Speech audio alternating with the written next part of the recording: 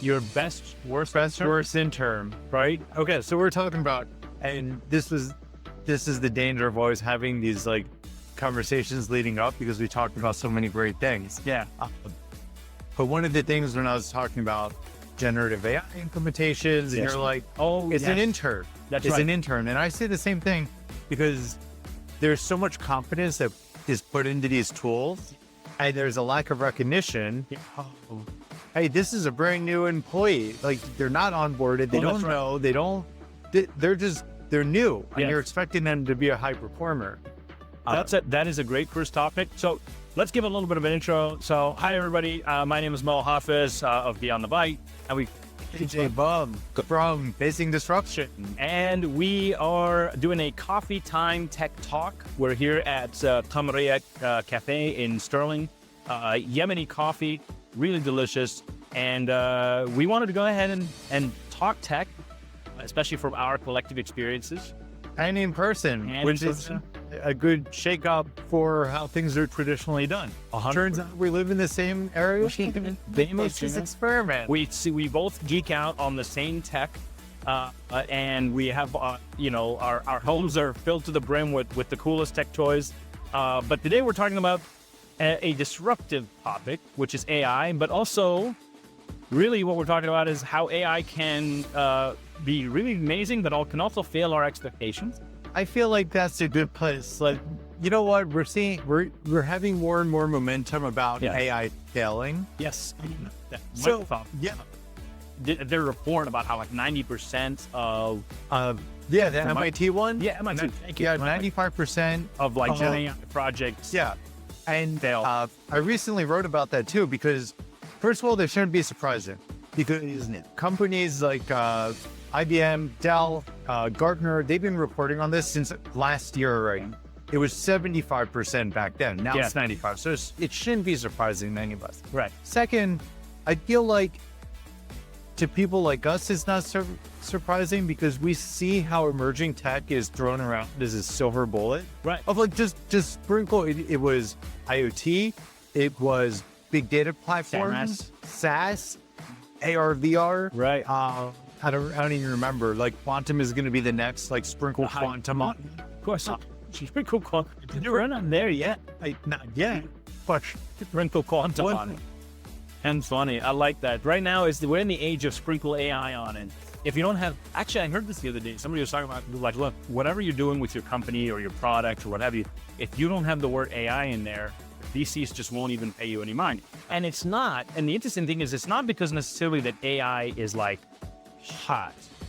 It is hot. But I think VCs right now recognize that some sort of AI needs to be in your product. It shouldn't be the main thing, but if you're not using that tech in your value proposition, you're missing out on something. So along those lines, one of the most reliable implementations of AI is what we were talking about, which is RAG, right? Retrieval Augmented Generation. I firmly believe that RAG is one of the best uses of AI because it's all, the training is all in there. The material that you wanted to learn is right there. It's all content, it's knowledge based. However, the delivery of a generative AI chatbot that's RAG, that's basically a RAG chatbot, can also still fail expectations, right? So this is what we were talking about, how if you think of AI as an employee that you're downloading a whole bunch of information to, it's not going to be overnight.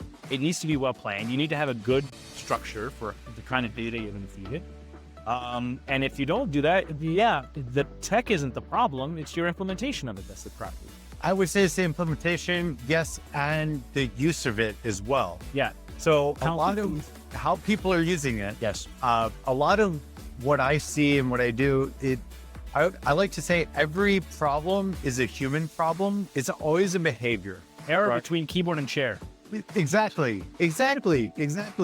So think about us talking right now. Yeah. We both have our own lived experiences. We're raised with different education, even though we have a lot of similarities. Yes. There's a lot of differences. Yeah. So there are barriers to our communication. It's not just language. It's not just the words I use. It's also my body language, my little quirks, all sorts of things. Yeah. So think about how many different signals we've learned to read off of each other. Yeah. Right? Now, when we're dealing with AI, it's solely going to be either through text, voice, Right. like we're doing Whatever voice. the media is. that Yeah, you can- and it's like myopic. So I like that word, myopic. Yeah. think about how bad people are communicating with each other.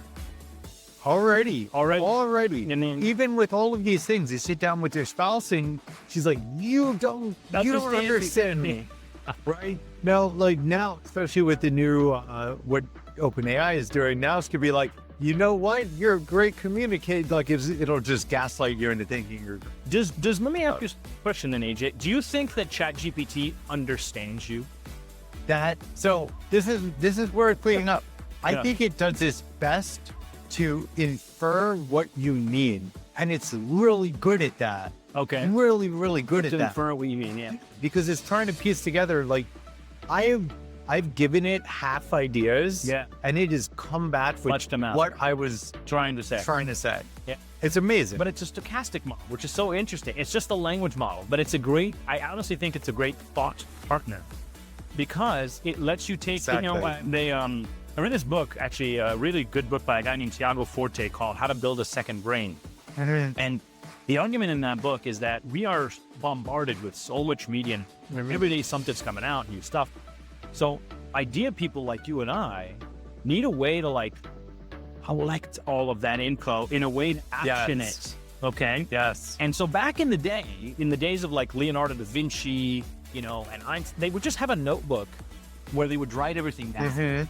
Well, nowadays that notebook can be something like ChatGPT, essentially. It's a place where you brain dump, you put out your ideas, and it helps. And of course, the best part about AI is instead of you struggling through all the writing and trying to phrase it the right way, get the benefit out, AI takes all that and goes, I know what you're trying to say. Yeah. And it puts it all together. That's a blessing, and maybe it's a curse also, but it's a blessing because of the fact that for some of us that are really we have great ideas, but we want to put them on paper, ChatGPT helps us kind of structure it and gives it a full outline. And so it's like a second brain. Yeah. It could be like a second brain. So that goes right back to how you use it. Yeah. Right? Thought partner. I love it. Augmenting your own abilities. Yeah. I like, another thing I say is use it to look around the corners, not to find the answers. Or sorry. Use it to find the corners you need to look around. And then you go do the investigation, Correct. collect the real world data. Yes. But that's where I like that. You get people trying to use it up. Okay, technique, deterministically. What does that mean? I want an answer from you. Yeah. And it's here predictably, here's whatever. It's not great at that. No. It's not a compute machine. No, not. How It's not meant to many? be. What is it? How many R's are in the word strawberry? Right. It still doesn't get that right. Yeah, but it's because statistically, that's not write me code. Right. Okay. Yeah. We have the long-winded way of saying how we use it is going to change gonna how change. effective it is. And people are bad at communicating. Right. It's only expected you're going to be bad at communicating Right. with the computer. Correct. That's right. And some So- people will use it better than others. It'll be an augmenter of certain creative elements in a human being. It'll be an augmenter of helping plan. Like if I'm trying to put together a proposal, all of these are great ways to use it. But, and this is what I worry about, and this is the key now. I keep saying this, the human-machine collaboration is where do you stop the AI from doing the work, and where do you, like you said, I said you use it to figure out corners, and then you go out and do the investigation. Yeah. At some point, you got to be the one that's kind of putting the pieces together yourself.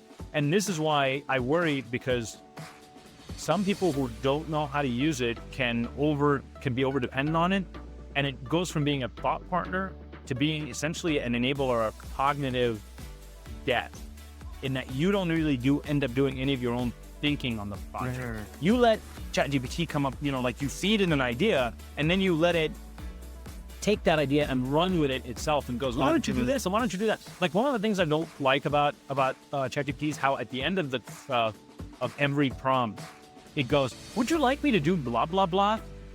No.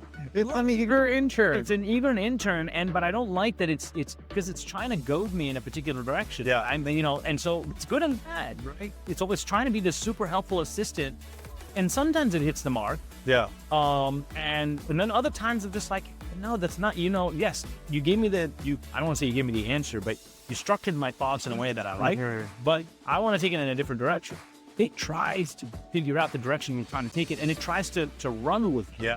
You got to rein that horse in, man. Like, you can't just let it run free, because I'll tell you what, I don't know if anybody else has tried this, but if you run with ChatGPT idea-wise, I don't know if you realize this, but for me anyway, after a couple of prompts, it's gone so far in a direction I don't like that I'm just like, stop, cancel, start over, go back like 4 steps, because you've taken it in a place I don't like. You've changed it up, and that's what I mean by don't let it run. Don't let that horse. You're the horse master. ChatGPT the horse. You got to be the one that does the steering. You got to be able to pull it back. If you don't do that, it'll lead you right off a cliff. It'll take your ideas in a direction you don't like. And that's what I mean. You got to find that sweet spot of like, what point do I stop using and say, no, okay, I got what I need out of it. Now I'm going to take it myself to the next level. I like the way you put it, is it being your intern. You're not going to hire somebody first day, first week, and put them in charge of your company. You're like one with the break. Even if you're hiring a CEO, and okay, I've never been hired as a CEO, but I've known people, like, they also have onboarding, and they have several weeks that they're working with transition plans before they're coming out. Like, this stuff, you need to ensure that you're taking the right first steps. And AI is just going to be like, this is your right step. Trust me, bro. Right. And it's like, dude, you hardly know anything about this company, right? The onboard, as you mentioned, the onboarding. It is a new employee, and it will have great ideas. And in some cases, you're like, great, but it won't know what limitations you're working with, and know what and this is what you're going to feed it over time. But that takes time. Gen AI applications take time to really mature, right? At the end of the day, this is software, and we're expecting, dude, AJ, we are in a world where we expect instant results. Where like, we take the tech for granted, and we go, oh, it can talk to us and it's blah, blah, blah. Great, then that means if I feed it all this information, it should just be able to spit out the answer for me, right? No, you're going to have to, there's this concept and process we call fine-tuning. That's why we have a concept called fine-tuning. Fine-tuning is taking a generalist, like ChatGPT, like Claude, like Gemini, and honing it in so that it becomes a really useful assistant in a very particular and niched and reined in and guardrailed way. Right. That is where AI really benefits, and that's why agents are a big deal.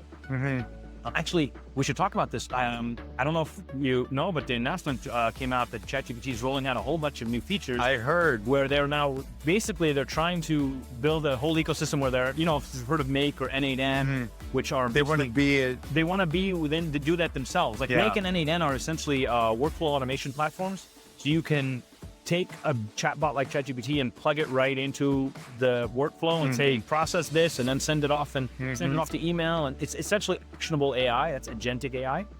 Well, now they're trying to take that whole N8N make structure and put it right within ChatGPT. Which will be awesome, and also not awesome. And the article is like, oh, they just wiped out like 3/4 of the AI companies. Maybe. And like, if your company is like that susceptible to being disrupted, probably not really a company. For around N8N. But like, okay, even that, the automation is very customized to your use case. So I just think that there still is a place to play if you are solving a very niche business problem. Yes, it's going to require customization, and that's where going back to RAG and sprinkling IoT and AI and AR, VR. Everybody's like, oh, blockchain was the other one I mixed. Blockchain. Everybody wanted it without a strategy, without the strategy, and even recognizing you need to customize it. They're just give it to me. That's instant gratification. Instant gratification. They want the tech. They don't want, and that's the thing. Like, it's not about. We mentioned it's not about the tech. I love that your podcast is called Facing Disruption, because companies now are seeing this tech and they're seeing it be disrupted, and they're worrying that it's like gonna target their customers, target their market, and so they're like, innovate with it. And it's like, okay, begin with the end in mind here, right? Sure, don't just sprinkle it in there. How does it add value to the service or product that you're putting out there? Yeah. And if you don't have a way for it to fit into that ecosystem in a meaningful way, then you're just sprinkling AI and hoping for the, and it could actually backfire and do all sorts of problems. You got to have a strategy for where AI actually fit into your organization. Yeah. And a lot of people skip that step. The other thing with that is if the reason you're putting AI in is to increase your perception in the market, that's fine. Like, own up to it. Yes. Say this That's a whole different way. You know, now people say, I used to think, oh, innovation theater is bad, right? But innovation theater is like marketing. It has innovation theater. So innovation for innovation's sake, right? It doesn't tie to business value. It doesn't impact the product. It doesn't, it's the just customers are happy, but it makes you look better. Yeah. It's marketing. It's marketing, right? So take it for what it's worth. No. Put marketing budget behind it. Yeah. And stop. Then how do you become not the 5% of initiatives that fail? You stick it into marketing where it belongs. And then you look at the share price and you say, we were a success. Yeah, they nowadays, like it's the equivalent of when you, with environmental companies, greenwashing, where you're like, oh, we're not washing. Yeah. And it sucks because it gives a bad reputation to the tech sometimes. And that's where the trough of disillusionment trough comes in. of disillusionment. And it's not, so that's Gartner's hype cycle. And it's really cool because they do it for all the emerging technologies. Quantum's coming up. 2 years ago, my friends like invested in these 4 quantum stocks and they were like $4 and now they're $98. So whatever. Quantum's coming up. Anyway, it's like a roller coaster, right? You're coming up the hype curve.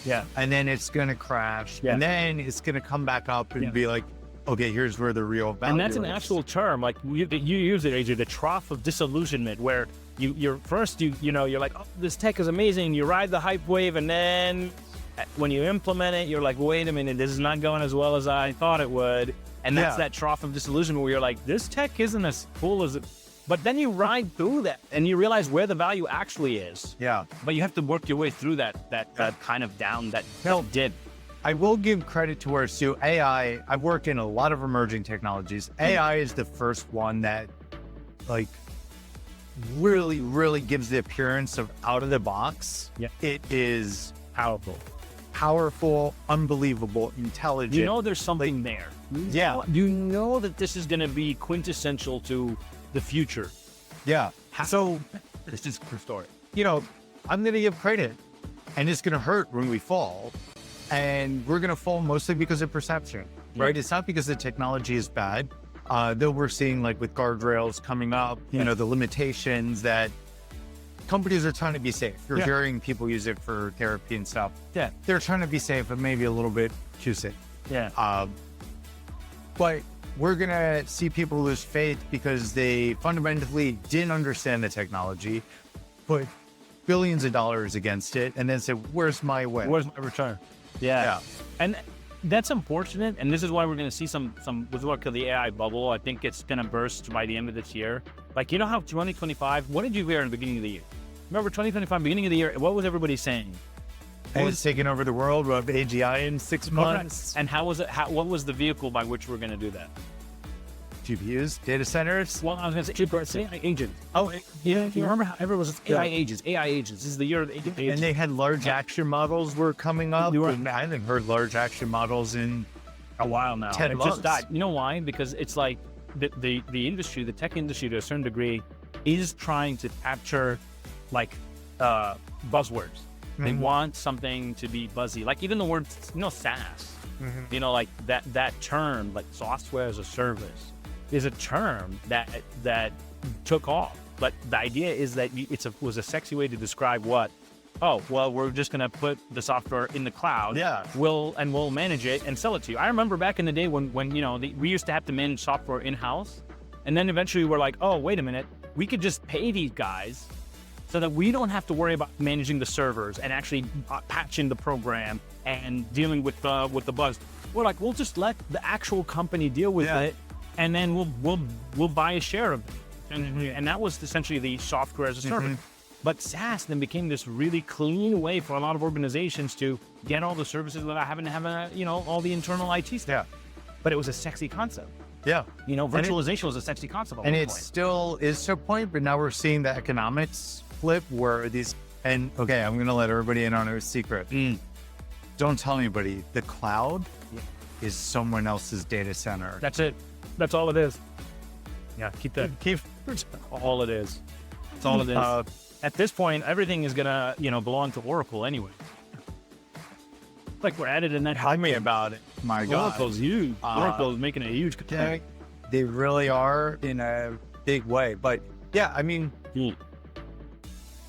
getting out of your own data center worked really well for a lot of people. Yeah, right. Yeah. Then I saw this trend starting, because like you get it, you build native services, you're locked into the cloud, right? Yeah. To that cloud. So then when I saw everybody just wanted to virtualize their machines on the cloud. So basically, instead of a physical server, a virtual server. You don't have to worry about replacing RAM and hardware modules and all that stuff. But it's just more expensive. Of course. And the reason they did that is because they said, I don't trust you, AWS. I might want to move to Microsoft. Right. So I'm going to take my machine with me. I'm not going to build on your tools. But I want to be able to take that VM and just move it right to the other side. So now you got companies getting out of physical infrastructure into the cloud in the least cost optimized way. So that they can move again. And then they're getting so big that they're like, we might as well light up our own data center. And some of them are. But that's a whole other conversation. Well, and then of course, bringing in AI now is the tip of that iceberg, because actually Satya Nadella of Microsoft, I think, one point said it. He said, AI is the new SaaS. Like it's now the cap on software as a service, because now you have a lot of this software as a service. But what are you going to do now? We want to AI enable it in some way, because you're delivering a service, but now with AI you can deliver a better experience. Whether that's because of actionable insights that AI can enable in real time, or in terms of like a better user experience, better dashboards. So it's still software as a service. Like AI is really just software as a service by a different name. We now have just been able to get all of this knowledge and information to talk back to us. That's all. I'm so glad you said that, because I was going to say that. We've never been at a point in the world, in our existence, that we could communicate and interact with knowledge in such a way. Exactly. Like Wikipedia was huge. I mean, it's still huge. To be able to really explore all of knowledge, right? But you were to do it, and you would go down the rabbit hole, and you would read something about quantum mechanics we were talking about earlier, and then you're like, okay, well, now I need to know what a quark is, and you go quark. Bingo. Now you can. So I did this. I did a presentation on synthetic data. I did it to engineers. So, I'm technical, but I'm not that technical. So I'm like, all right, I need to like brush up what's in VAE, what's again, all of these different synthetic data models. And all the articles I read were engineers. And it's like, here's one introduction paragraph. And then a bunch of math that I'm like, I'm not following this. So I went into ChatGPT and I'm like, explain this like I'm a executive, which apparently means if I'm a 6th grade reading level. And it did, and it provided really good examples. And it's like, think about, I love the variable autoencoder VAE. It's like, think about an artist, and you have a piece of art, and you have a forger, and the forger is going to copy the art. And then you're going to have an inspector who then says, is this a forgery? And what it does is it fights itself until the forgery gets past the inspector. And then it's completely... Adversarial networks work in the same way, where essentially it's like you've got a predictor, and you've got the discriminator, the one that goes like, no, that's wrong. And they just kind of play this game back and forth to finally get the right answer you're looking for. It's very cool that the way that tech works behind the scenes is very, very interesting. And I think I described again, and now somebody is going to be like, that's not a VAE, that's again. But the point is like ChatGPT like worked with me to understand it. And then helped me build up. It said, do you want to see this in code? And I'm like, actually I do. Show it to me in code. I used to be .NET and C#. So it's like, give it to me in C#. I understood that. And then like it built up my skill level in a very supportive way. And it's like, we couldn't really do that before unless we were talking. And even then, you talk to an engineer and they're going to explain it like this, and they're going to be here. And But this is one of the reasons, AJ, why now a lot of people are like, where are the programmers?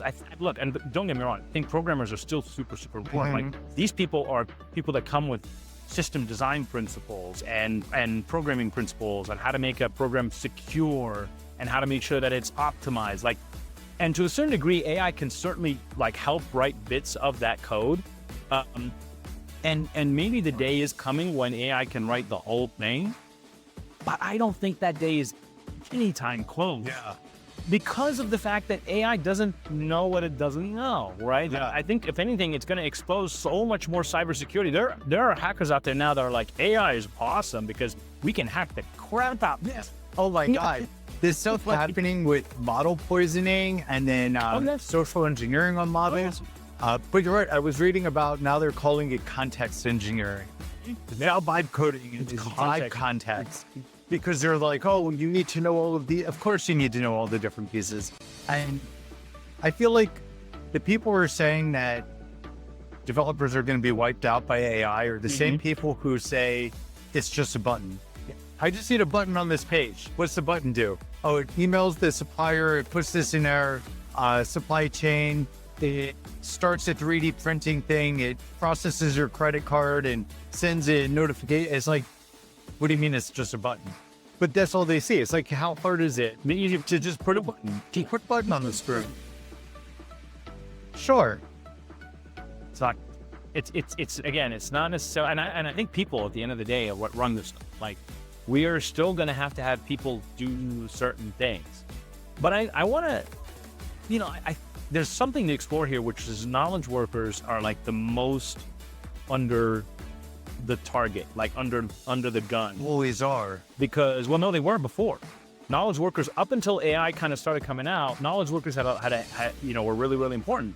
Nowadays, it's like, well, if you train an AI model on this, why would I hire a person that I'm paying an amount of dollars an hour to do that when I can get an AI model to do it? Now, that's, again, it's not, the implementation is everything. Can you build that model? Can you implement it? But I think that there is the very potentiality that people can be replaced by this tech. Yeah. But before that happened, we talked about this. It's going to be replaced by people who use the tech, and then eventually replaced by. So that's the scariest thing for me. I'm not as worried about the AI skills gap. I'm worried about the knowledge skills gap. Okay. Because what happens, yeah. And my comment about saying knowledge workers are always being targeted, the highest skilled or the highest paid? Yeah. The highest paid or the liabilities? So what we saw when I was working with AR in manufacturing, they were trying to capture this institutional experience into AR and then train all the juniors to be able to perform at like a L2, L3. Okay. So they could get rid of the highest paid people. Correct. And it's also, not just nefarious. There's also a risk there because as they age out of the workforce, you lose institutional knowledge. And so AI is really good at maintaining institutional knowledge. Like, the idea is if you feed it all that information, it becomes your most knowledgeable employee. Yeah. And it can. So it's like there's good, there's bad. I'm excited, but also I'm worried at our own behaviors. That's it. The expectation, whoever thinks that this is going to make our lives easier and then we're going to get UBI, I need you to stop it. Just stop. It's going to increase the demands on throughput. Yeah. And then that throughput is going to be less valued at the same time. I'm glad you said that. Yeah, that's the idea behind like, oh, humans is going to be around overnight.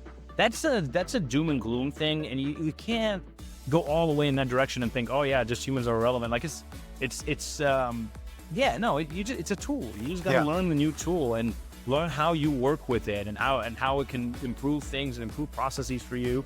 The sooner that you get behind it and don't fear it, the sooner that you can do something with it. I think that's it. Like, don't embrace it like it's everything, like it's just gonna be the be all and end all of everything you do. But also don't be afraid of it and tuck your head in the sand and be like, no, I won't touch it. No, you need to be experimenting with it. I think you do. And we talked about this with community, curiosity, learning from other people. What are you doing with it? What am I doing with it? And then we connect and we see where those dots fit. That's the name of the game. I think AI is poised to benefit the people with the most experience the most. Yeah. right? So Like- this idea of augmenting intelligence, Yeah. the people with the most experience in an industry around a problem, Yeah. they're going to 10x. And that's, so when I said I wasn't worried about the AI skills gap, Yeah. the knowledge skills gap, what happens to the people now coming out of college that need work experience Right. and there's no pathway? Yes. And companies, you're not hearing a lot of the transition plans. There's into, none. like longevity. It's like, let's just repeal, replace, let's get rid of people. Yeah. It's like, Well, we Americans have always been a shoot first, ask questions later. You know, we're like, yeah, let's see how it goes. Like, I think even releasing ChatGPT to the public the way we did, like, nobody thought, like, higher education right now is like, what do we, yeah. Like, Yeah. teachers are like, you know, like, kids are using it in the classroom. I don't even know what it does. I don't even know how it works. And I don't, how do I police it? Like, and first instinct is, oh, I gotta find a way to find those kids that are using that freaking AI. And it's like, well, why don't you adjust your curriculum? But the thing is, AI, when ChatGPT rolled out, there was no plan for how we're going to deal with this education, higher education. But guess what? America, well, we'll figure it, we'll just see. And now we're seeing that disruption. That's a real disruption in the higher education market. And everybody's taking a shot at, well, what will the new education with AI look like? yeah, I think, and we'll pause probably on this note, but there's a great book, Chip War. Oh, yeah. It's like 600 pages, 400 pages. You read great, but I haven't read it yet. Okay. So it's all about the semiconductor industry, where Silicon Valley came from. Yeah. It talks about American exceptionalism, and also this, like, America's really great at tip of the spear innovation. Yes. So, like, That's right. ChatGPT, We just we put just it there. put it out. We'll figure it out. We figure it right? out. We see how it goes. And then Zoom versus aspiration. it gets into the fact that we're really bad at the follow-up side of it and productizing and, like, actually having it fit into society. It'll work And itself that's out. where we lose. Yeah, right. That's where we lose. So we don't plan it well. Because we don't plan it, but then also we choose to lock things down versus, okay, we need to extend it to the product market fit. So Yeah. think about, and this is exactly what happened before. So Silicon Valley made the chips, then they licensed it out to Japan, and Japan's like, we're going to make customer things. And Silicon Valley is like, we have chips, we're God. Yeah. And Japan's like, we can own chip. Right. You see the same thing with AI. So China, when they had the AI mode, and then China came back with like DeepSeek and Quen, and it was like, exactly. At the same time Yeah. that Sam Altman's saying we need $500 billion for our next data center. right. And then China came out and said for $6 million, we train DeepSeek. It's not $6 probably million. not 6 million, But but even if it was still. 600 million, It's still way it's cheaper not than- 500 that's right. billion. And you see the same thing where America thinks we can stay ahead by locking this down.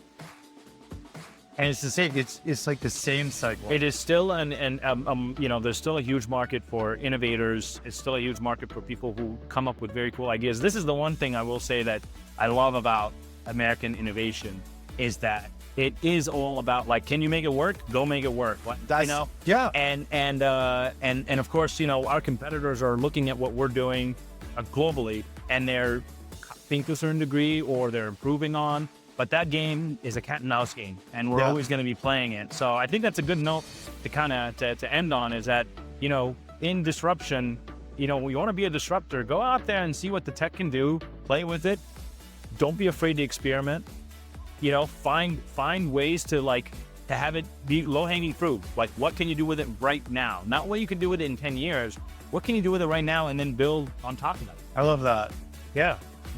This was awesome. Thank you, I hope AJ. everybody liked this format because this is a cool experiment. The coffee is great. Yeah, coffee's great. Talking tech is great, and it's been great talking tech with you today, AJ. Here's the request. If you Yes. know a place that we should film Yes. in the DC metro area, let us know. We'll come and film We'd there. love to. Yeah, we want to highlight different coffee shops. We love the vibe. It's a great vibe to talk about tech and try different coffees. So, yes, that's a great ask. Call to action. Awesome. Thank you. All right, man. Sounds good. Okay. Bye.